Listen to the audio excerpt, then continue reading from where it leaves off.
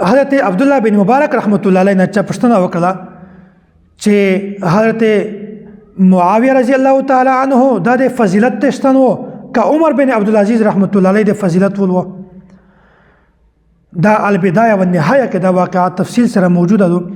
حضرت عبدالله بن مبارک رحمت الله علیه ورته وفرمایل چې په یغ جنگ کې چې په کیم جنگ کې نبی علیه الصلوۃ والسلام سره حضرت معاویه رضی الله تعالی عنہ شرکت کړی دی د دا د ووس په خوره حضرت عمر بن عبدالعزیز رحمت الله علیه د یغه خوره د یغه ګرد مقابله نه شي کړی.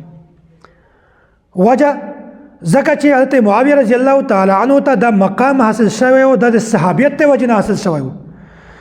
حضرت امیر معاویه رضی الله تعالی عنہ دا صحابي و. حضرت عمر بن عبدالعزیز رحمت الله علیه دا صحابي نه و، خود دغه یو غټ مقام او غټه مرتبه او الله تعالی یو مقام ورکړی و. د خلق امیر تر شوی او حکمران تر شوی او د عدالت او نیک شی فیصله وکړلې د غټ مقام و.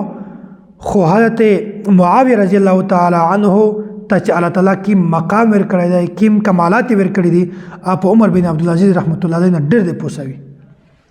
نو عمر بن عبدالعزیز رحمت الله علیه دغه صحابي نه و.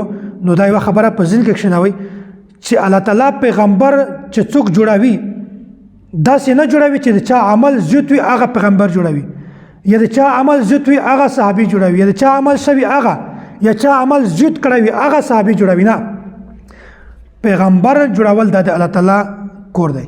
الله تعالی په خپله ورکوي د پیغمبریت خاصه، او داسې چې الله تعالی څوک صحابي جوړوي الله یې جوړوي.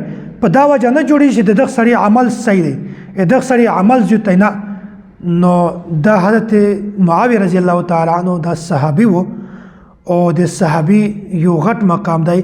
که چیرې د کمې درجې صحابي ویلی نه وي دا په ورسته خلق نه په ټول نه اعلی خلق نه هغه د صحابي مقام بیا هم حوی دی، بیا هم بلند دی.